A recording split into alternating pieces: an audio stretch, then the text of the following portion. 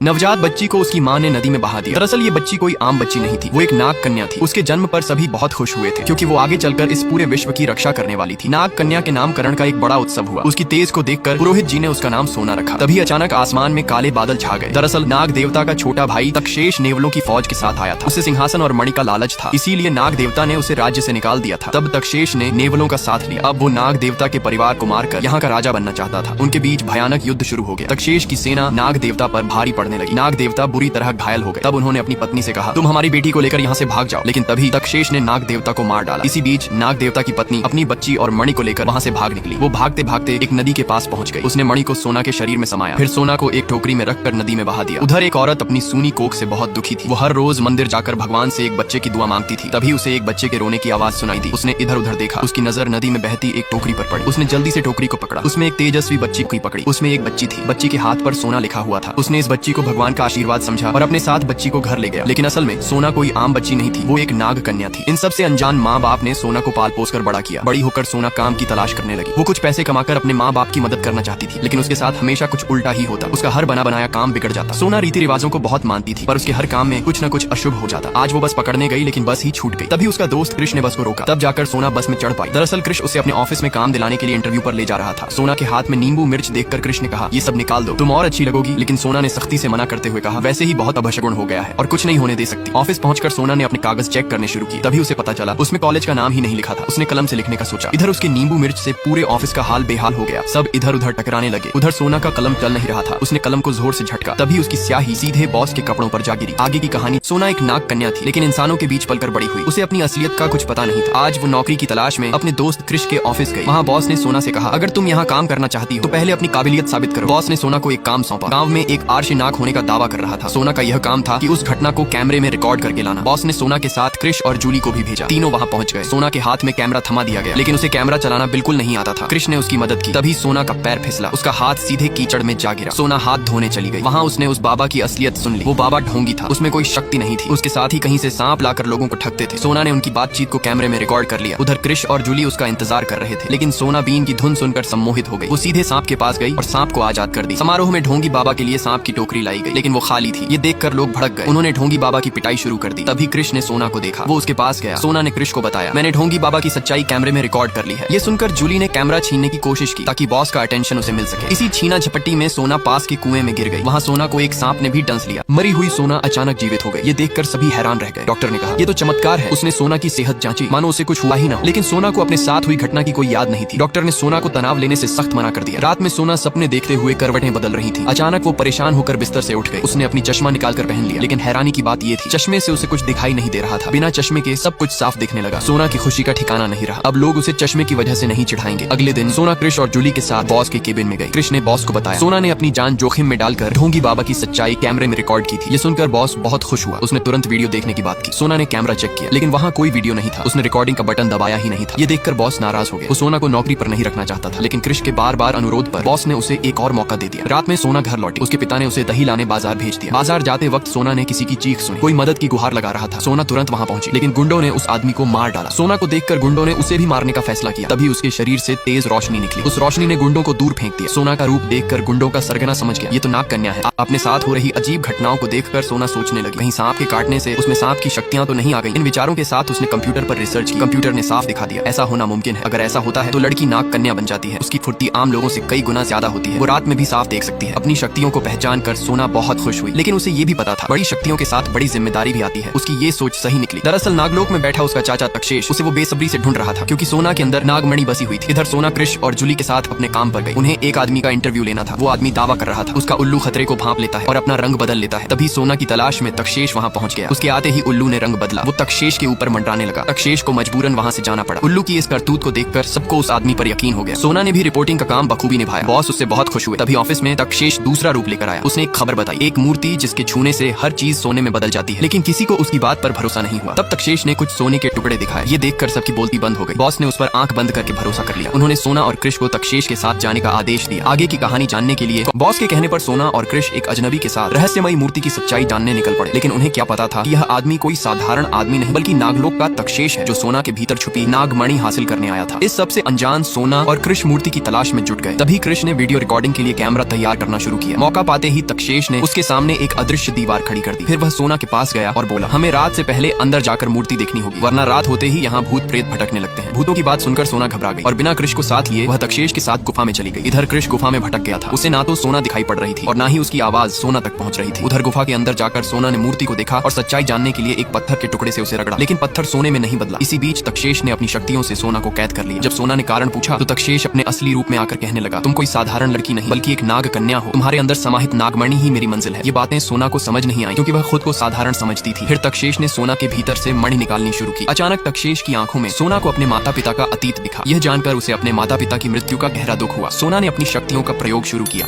शराब पीकर दो आदमी जंगल के रास्ते घर लौट रहे थे। तभी उन्हें एक अजीब सा साया दिखाई पड़ा। वह साया उनमें से एक को अपनी ओर खींचने लगा और उसे अपने साथ ले गया। दरअसल यह एक दुष्ट साया था जो लोगों के डर से शक्ति हासिल करता था। अगर कोई आदमी डर महसूस करता तो यह साया उसे शिकार बना लेता था। आज यह आदमी शराब के नशे में अपनी पत्नी के ताने से डर रहा था, इसलिए साये ने उसे अपना शिकार बना लिया। इधर नाग कन्या सोना के अंदर अब गजब की फुर्ती जाग उठी थी, लेकिन वह अपने माता पिता के सामने साधारण लड़की बनने का नाटक करती थी। आज ऑफिस जाते समय उसने देखा कि एक लड़का गाड़ी के नीचे आने वाला है। ऐसा देखकर वह तुरंत नाग कन्या का रूप धारण करके पलक झपकते ही लड़के को गाड़ी के सामने से हटा लिया। यह देखकर आसपास के लोग हैरान रह गए। सोना तुरंत वहाँ से हटकर अपने सामान्य रूप में लौटी। फिर वह जल्दी से ऑफिस पहुंची। वहाँ बॉस ने उसे और टीम को एक काम पर भेजा। वे उस आदमी के पास गए जिसके दोस्त को काले साये ने शिकार बनाया था। आदमी ने बताया, इस पेड़ के साये ने मेरे दोस्त को गायब कर दिया। सच्चाई जानने के लिए सोना पेड़ के साये में जाने लगी, लेकिन अचानक कृष ने उसे रोक लिया और सोना भी नहीं चाहती थी कि उसकी सच्चाई किसी को पता चले। फिर वे न्यूज कवर करने के बाद वहाँ से निकल आए। सोना घर के सामने उतरी, तभी उसने देखा कि कृष और जूली की गाड़ी के पीछे वही काला साया पड़ गया। यह देखकर वह तुरंत नाग कन्या के रूप में साये का पीछा करने लगी। आगे की कहानी नेक्स्ट पार्ट